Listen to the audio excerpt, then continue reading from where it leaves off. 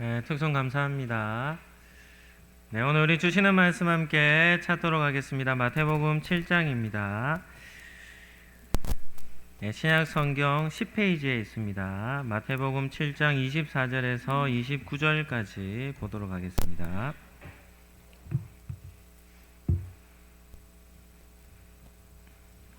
우리 같이 한 목소리로 합독해서 우리 본문을 읽겠습니다. 우리 같이 천천히 한번 읽어보겠습니다. 그러므로 누구든지 나의 이 말을 듣고 행하는 자는 그 집을 반석 위에 지은 지혜로운 사람 같으리니 비가 내리고 창수가 나고 바람이 불어 그 집에 부딪히되 무너지지 아니하나니 이는 주추를 반석 위에 놓은 까닭이요 나의 이 말을 듣고 행하지 아니하는 자는 그 집을 모래 위에 지은 어리석은 사람 같으리니 비가 내리고 창수가 나고 바람이 불어 그 집에 부딪힘에 무너져 그 무너짐이 심하니라. 예수께서 이 말씀을 마치심에 무리들이 그의 가르침에 놀라니 이는 그 가르치는 것이 권위 있는 자와 같고 그들의 서기관들과 같이 아니함일러라. 아멘. 오늘은 마태복음 7장 말씀을 가지고 반석 위에 집을 세웁시다라는 이런 제목으로 말씀을 잠시 전하겠습니다. 한번 따라하겠습니다. 지혜로운 건축가가 됩시다. 오늘도 우리 오랜만에 오신 분들도 있고 또 함께 또 예배를 예배 자리 참석해 주신 우리 성도님들과 함께 예배를 드리는데요. 오늘도 예배 말씀을 통해서 우리 성도님들의 믿음이 또 마음 가운데 또 복음의 씨앗이 잘 뿌려지기를 예수님 이름으로 축복합니다. 여러분들을 오늘도 초대되신 여러분들이 한 가지 기억해야 할 것이 있습니다. 그것이 무엇인가 하면 여러분들을 위해 여러분들이 전도한 또 초대한 우리 성도들뿐 아니라 우리 상록교회에서 여러분들을 위해 늘 계속해서 기도하고 있다는 것이죠. 누군가가 나를 위해 기도해 준다, 나를 위해 기도해 주는 분들이 있다라는 것이 얼마나 큰 은혜인지 모릅니다. 저의 마음에도 늘 기도하는 사람들이 있습니다. 그런데 기도도 해보시면 아시겠지만 어떤 대상을 두고 내가 기도를 하겠다 이렇게 마음을 먹고 기도를 해도 기도가 잘 안 되는 대상이 있는가 하면 어떤 사람들은 기도하려고 눈을 딱 감고 기도를 시작하면 계속해서 우리의 마음속에 기도를 하도록 또 기억에 나는 그런 사람들이 있습니다. 그래서 그 사람들을 위해 늘 기도를 하는 겁니다. 기도는 왜 하겠습니까?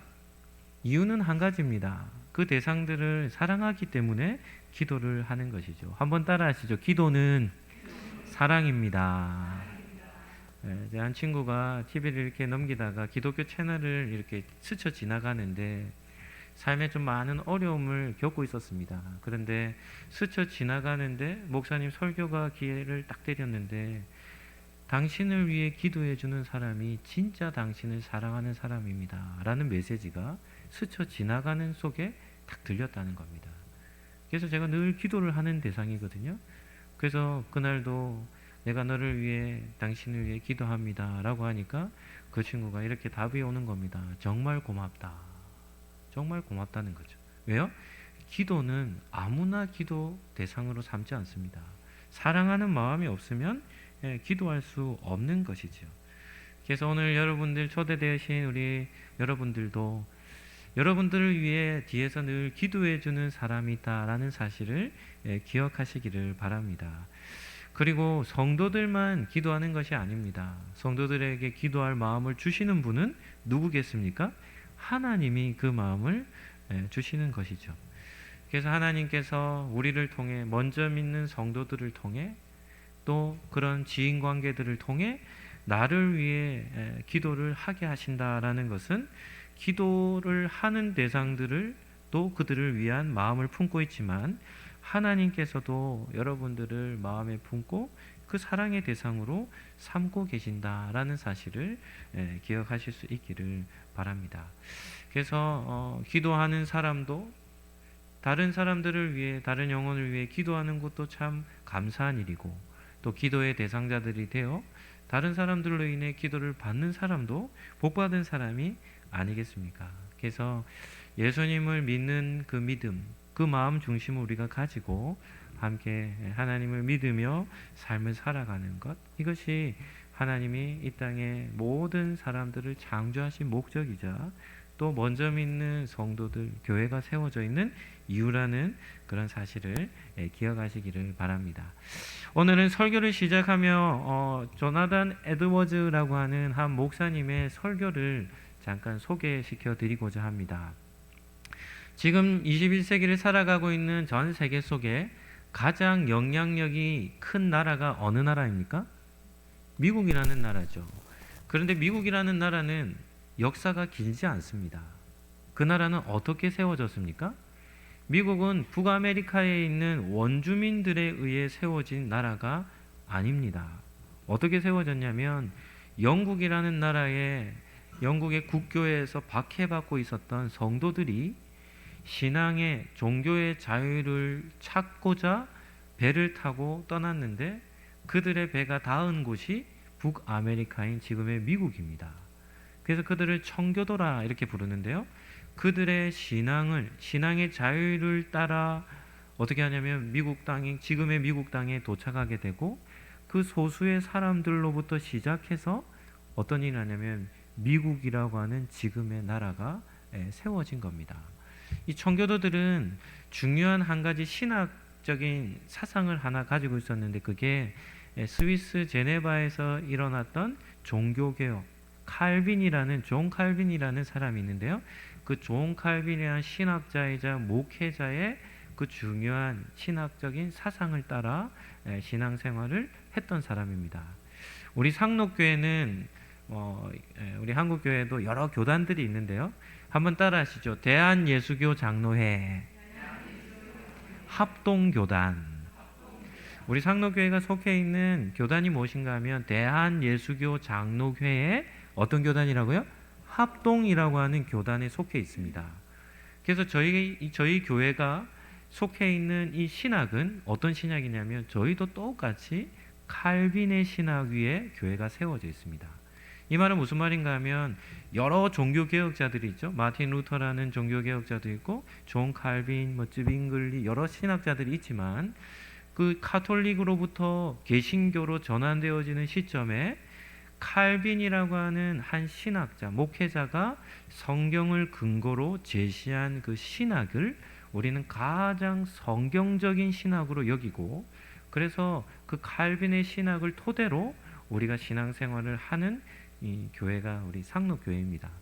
그래서 미국의 청교도들이 가지고 있었던 그 신앙과 우리가 지금 따르고 있는 이 신앙은 같은 신학이라는 것이죠. 그래서 이 미국이라는 한 나라가 세워지는 과정 속에 영국으로부터 독립된 나라로 세워지는 과정 속에 여러 많은 사람들의 영적인 지도자들의 영향력이 있었지만 그 중에 한 사람이 이 조나단 에드워즈라고 하는 신학자이자 목사님입니다. 이 사람은 미국의 역사 속에 아주 중요한 신학자로 자리매김을 하고 있는데요. 이 조나단 에드워즈는 탁월한 지성인이었습니다. 제가 이렇게 전기에 관련된 자료를 좀 읽어보니까 12살 때 라틴어, 헬라어, 히브리어 이런 걸 뗐대요. 헬라어, 히브리어는 성경의 언어거든요. 성경이 기록된 언어인데 그런 언어에 능통했고 13살 되던 해에 예일대학교에 입학을 했답니다. 그러니까 어릴 때부터 뛰어난 지성인이죠. 그리고 17살 때 예일대를 수석으로 졸업한 그런 지성인입니다. 그리고 24세가 되었을 때 목사 안수를 받고 그때부터 목회자로 신학자로 삶을 했던 사람입니다. 그리고 이 조나단 에드워즈가 했던 설교 중에 아주 영향력 있는 한 편의 설교가 있습니다. 이것이 영국과 미국의 영적 대각성 운동이라고 하는 회심의 운동을 일으킨 원동력 시작점이 되었는데 그 설교의 제목이 하나님의 진노 아래 놓여 있는 죄인들이라는 설교 한 편이 미국의 큰 종교적인 역사를 이렇게 변화시키는 한 기점이 된 겁니다. 제가 그 설교 내용을 이렇게 조금 이렇게 정리해서 여러분 성도님들에게 조금 들려주려고 합니다. 우리 보면 이 설교 내용을 좀 띄워주시겠습니까? 제가 한번 읽어드릴게요. 한번 들어보시길 바랍니다. 악한 죄인들을 지옥에 떨어뜨리지 않도록 지켜주는 것은 아무것도 없습니다. 하나님은 언제든지 악한 자들을 지옥에 던져버릴 수 있는 능력이 있습니다. 땅바닥에서 꿈틀대는 벌레를 밟아버리는 일이 쉬운 것처럼, 옷에 달려있는 실밥을 잘라내 불에 태워버리는 것이 쉬운 것처럼, 원하기만 하면 하나님께서는 그렇게 쉽게 악한 자들을 지옥에 던져버릴 수 있습니다. 사람들은 자신의 힘으로 하나님의 심판을 극복할 수 있다고, 자신의 지혜로 실패하지 않을 것이라고 생각합니다. 그러나 인간의 지혜가 그들을 죽음으로부터 안전하게 지켜주지 못한다는 것은 명백한 사실입니다. 그러한 생각은 자신을 속이고 있는 것입니다. 이렇게 설교를 한 겁니다. 하나님의 진노 아래 놓여 살아가는 죄인들, 그들을 향하여 하나님의 심판이 어떠한 것인지, 또 죄인된 삶을 살아가는 한계가 무엇인지, 그렇게 그것을 믿고 살아가는 삶이 얼마나 어리석은 삶인지, 자신을 속이는 삶인가 하는 것을 전한 것이죠. 사람은 자기 스스로 인생의 궁극적인 문제를 다 해결하지 못합니다. 여러분들은 왜 이 세상에 태어났습니까? 무엇을 위해 살아갑니까? 우리의 한 사람의 인생 자체의 존재적 목적, 살아가는 삶의 목적들, 이런 거 다 모릅니다. 우리가 몸을 입고 나 자신이 내 것이다 라고 여기며 살아가지만 우리의 생명은 어떻게 하다 보니까 얻어진 겁니다. 자신이 원해서 이 땅에 태어난 사람이 있습니까? 아무도 없습니다. 어느 순간 자의식, 내가 내 삶을 살아가구나, 이 자의식을 갖게 되는 순간 보면 어느덧 자신이 삶을 살아가고 있는 겁니다. 우리 자신은 우리의 외모와 우리의 지성과 우리의 성격과 이런 것을 결정할 수 있는 것이 아무것도 없습니다. 사람은 뭐하는 존재인가 하면 자기의 모습을 찾아가는 존재입니다. 내가 내 모습을 결정해서 내가 내 원하는 대로 살아가는 존재가 아니라 내가 무엇을 잘 하는지, 내가 어떤 일을 할 때 행복한지, 이렇게 자신의 삶을 찾아가는 존재가 사람입니다. 그러니까 생명의 부여도 삶의 목적도 우리에게 있지 않고 우리를 창조하시고 우리의 삶에 생명을 주신 그 하나님을 만나야 진정한 삶의 이유와 목적들을 발견할 수 있는 것이 이 사람이라는 것이죠. 그래서 우리는 우리 스스로 무언가 한다, 열심히 해봤자 결과는 좀 뻔하겠죠. 또 이 땅에 보이는, 눈에 보이는 많은 업적들을 남긴다 한들 죽음 앞에 서면 아무런 의미가 없는 그런 허황된 삶을 우리가 살아가게 되는 것입니다. 두 번째는 견고한 그리고 안전한 터에 대해서 한번 생각해 보겠습니다. 오늘 우리가 읽은 말씀은 예수님께서 말씀하신 겁니다. 예수님이 하신 한 비유입니다. 비유는 어떠한 메시지를 전하고자 사람들이 잘 이해할 수 있도록 예를 들어서 설명하는 것이죠. 이 세상에는 두 부류의 사람이 있다고 합니다. 어떤 사람과 어떤 사람입니까? 모래 위에 집을 짓는 사람, 건축하는 사람과 또 한 사람은 반석 위에 집을 짓는 사람입니다.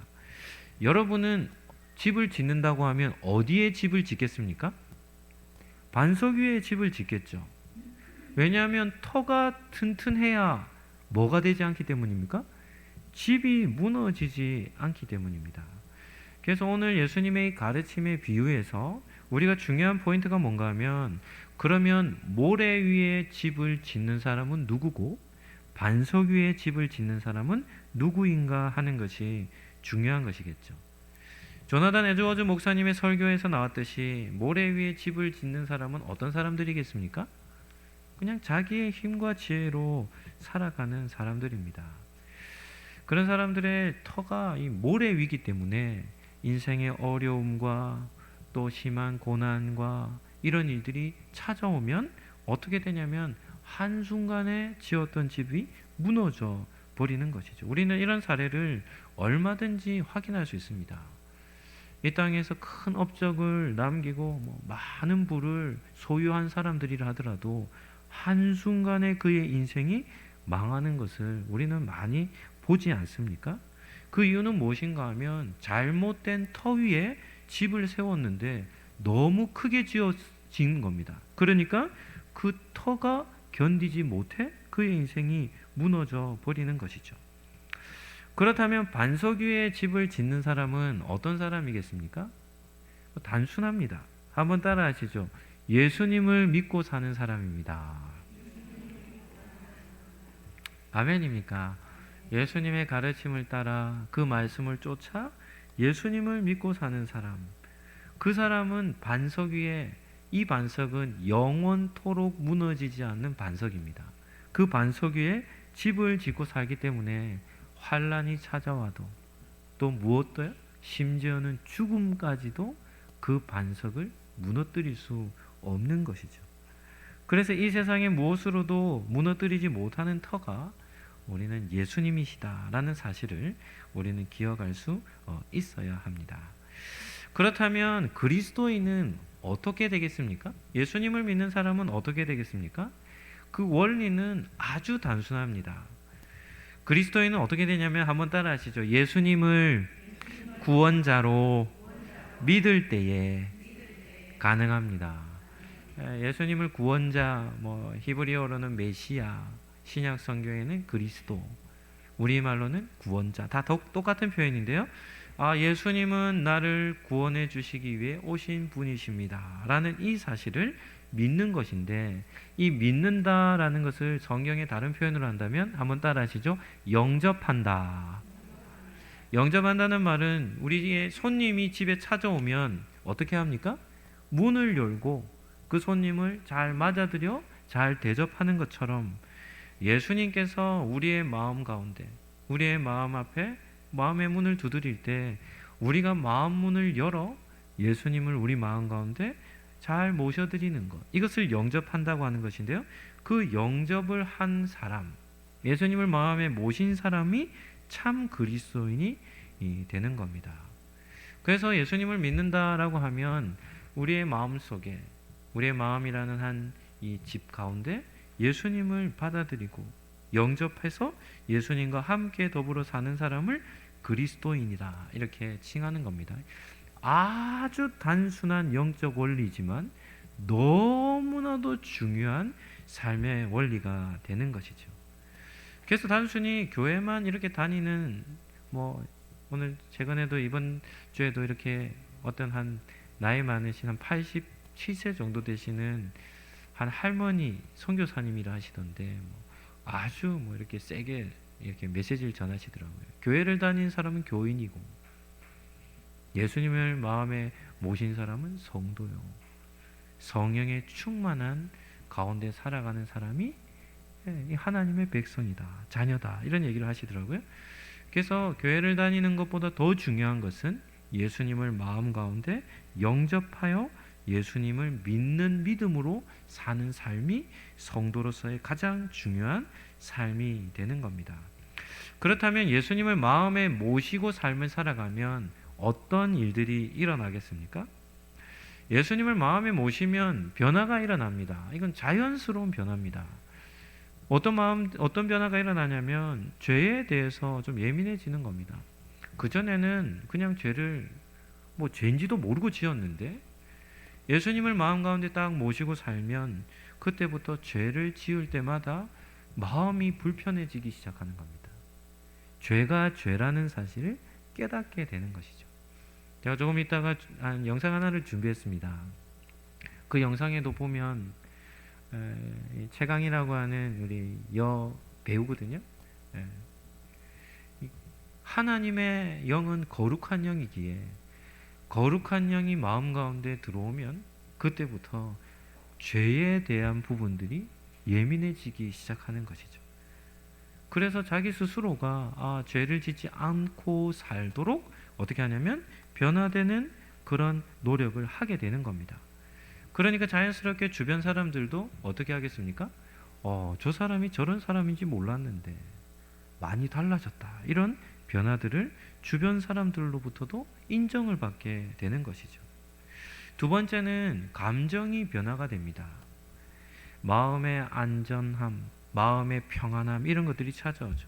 오늘 우리 집사님께서 기도하셨듯이 뭐 큰 빌립보서 이런 말씀에 보면 환난과 어려움이 찾아오면 제일 먼저 어디부터 문제가 발생합니까? 마음과 생각부터 흔들립니다.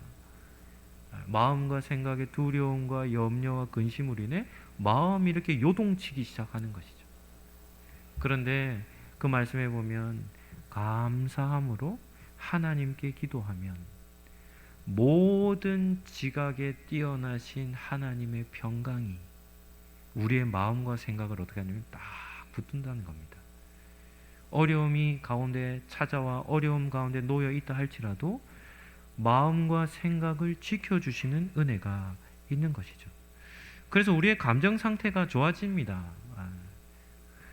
하나님이 좋아지고 예수님이 좋아지고 예수님의 교회가 좋아지고 또 성도들이 좋아지기 시작하고 또 주변의 일상에 살아가는 삶을 함께 살아가는 주변 사람들이 좋아지기 시작해서 우리의 삶 속에 기쁨과 감사가 이렇게 충만해지는 그런 변화를 갖게 되는 겁니다. 예수님을 마음에 영접하고 사는 사람이라면 제일 먼저 자기 자신도 압니다. 간증 같은 것도 들어보면 다 그렇습니다. 이상합니다. 이렇게 얘기합니다. 누가 이상한 겁니까? 자기 자신이 이상한 겁니다. 20년 동안, 30년 동안, 40년 동안, 50년 동안 삶을 살아온 자기 자신이 이때까지 내가 살아온 삶의 모습과 낯선 모습을 대하게 되는 겁니다. 그래서 자기 자신이 변화되어짐을 자기 스스로가 느끼고 깨닫게 되는 것이죠. 이런 것은 자연스러운 겁니다. 그래서 어떤 마음이 드냐면 하나님이 살아 계시는구나. 하나님이 나를 정말 사랑하시는구나. 나는 정말 구원받은 하나님 나라 백성이구나. 이런 것들이 어떻게 되냐면 자기의 마음속에 확신으로 찾아오기 때문에 무엇이 변화되냐면 감정 상태가 변화되어서 그전에는 염려와 근심과 걱정과 두려움으로 그냥 부들부들 떨며 살았는데 예수님을 마음에 모시기 시작하면 그때부터 안정된 정서가 우리의 삶 속에 자리매김하게 되는 것이죠. 최강이라는 이 연기자도 보니까 어릴 때부터 교회는 다녔는데 그냥 자기 마음대로 살았답니다. 자유롭게 산다고 하면 자기만큼 자유롭게 산 사람이 없었답니다. 그런데 자기 마음대로 자유롭게 사는 삶이 자유가 아니라는 사실을 깨달았고, 그리고 어릴 때부터 좀 열등감이나 이런 것이 좀 심했던 것 같습니다. 그래서 인기를 많이 얻었음에도 불구하고 인기를 누리면 기뻐해야 되는데 그 인기를 많이 누림에도 불구하고 공황장애, 우울증 이런 것이 사라지지 않고 몸이 손과 발이 부들부들 떨릴 정도의 증상까지도 있었다고 합니다. 그런데 예수님을 마음 가운데 영접하고 난 이후에 자기가 지금껏 겪었던 많은 고통들, 아픔들 이런 것이 한순간에 사라지고 그 다음부터는 마음 가운데 참된 평화가 주어져서 하나님을 믿고 사는 이 믿음이 너무나도 자연스럽게 자기의 삶 가운데 찾아왔다는 그런 간증을 합니다. 지성으로 접근하면서 하나님에 대한 실존에 대한 부분들 믿어지지 않았지만 그 사실을 이제 자연스럽게 믿음이 생겨지게 됐다고 고백을 하죠. 그리고 참된 자유는 내가 내 마음대로 사는 게 자유가 아니라 예수 그리스도를 믿고 그분 안에 거할 때 진정한 자유를 누릴 수 있게 되었다라고 이렇게 간증합니다.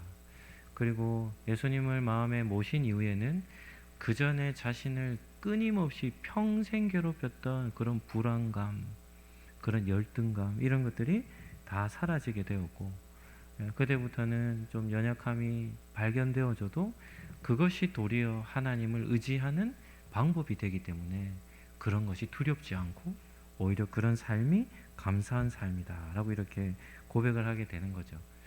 저도 이 영상을 여러 번 보았는데요, 얼굴에서 참 큰 기쁨을 누리고 있다라는 것을 보게 되었습니다. 이 예수님을 믿는 사람들의 공통된 특징입니다. 정서가 달라지는 겁니다. 다급하고 쫓기고 불안하고 이러한 감정들이 사라지고 이제는 참된 평안, 어려움이 오더라도 연약함이 발견되더라도 그것으로 인하여 요동치 않는 그런 삶을 살아가는 것이죠. 이유가 무엇입니까? 터가 문제인 겁니다. 터가. 자기 자신 위에 집을 세우는 것이 아니라 예수 그리스도 위에 집을 세우니까 그 터가 견고하니까 그 집이, 그의 인생이 요동치 않음을 보게 되는 겁니다. 말씀을 정리하도록 하죠. 오늘도 우리 함께 예배를 드리는 우리 성도님들, 또 오랜만에 또 오신 우리 지인들에게도 예수님 이름으로 축복합니다.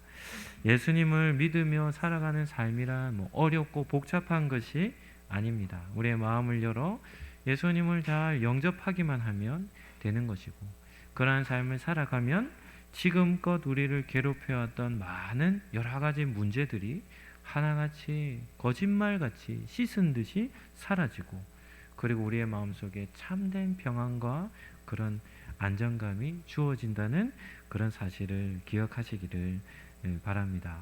그래서 예수님 안에서 누리는 삶이라는 것은 참 감사하죠. 여러분들이 잘 아실지는 모르겠지만 우리의 얼굴이 자신의 인생을 나타내는 것이 아니겠습니까? 그래서 예수님을 믿고 사는 사람들과 그렇지 않게 사는 사람들을 이렇게 나이가 들어가면서 비교해 보시면 예수님을 믿고 살아가는 사람들의 삶의 얼굴, 살아갔던 삶의 얼굴과 그렇지 않는 사람들의 삶의 모습들을 보면 참 많은 변화가 있음을, 큰 차이가 있음을 보게 됩니다.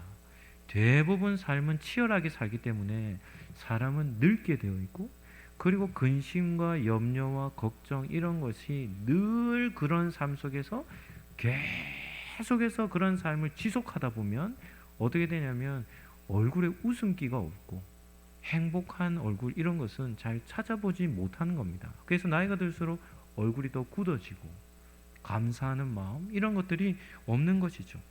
그러나 이런 삶의 문제를 예수님께 맡기며 삶을 살아가면 내 삶의 무거운 짐을 대신 져주시는 분이 계신다고 한다면 삶을 힘들게 살아가겠습니까? 가볍게 살아가겠습니까? 얼마든지 가볍게 살아갈 수 있죠. 예수님께서도 수고하고 무거운 짐진 자들아 다 내게로 오라. 우리 예수님은 우리의 삶의 짐을, 무게를 대신 져주시는 그런 초대를 해주시는 분이시기 때문에 예수님과 함께 더불어 살아가는 삶만큼 기쁘고 감사하고 즐거운 삶이 없는 겁니다. 주 예수 그리스도의 은혜와 하나님의 크시고 놀라우신 사랑하심과 성령님의 위로와 교통과 충만케 하심이 예수님을 믿음으로 무너지지 않는 지혜로운 건축가의 삶을 살아가기로 마음에 다짐하는 우리 상록교회 성도들과 함께 예배를 드리는 모든 사람들과 또 지상에서 예배드리는 모든 교회들 머리 위에 지금부터 영원토록 함께 있을지어다. 아멘.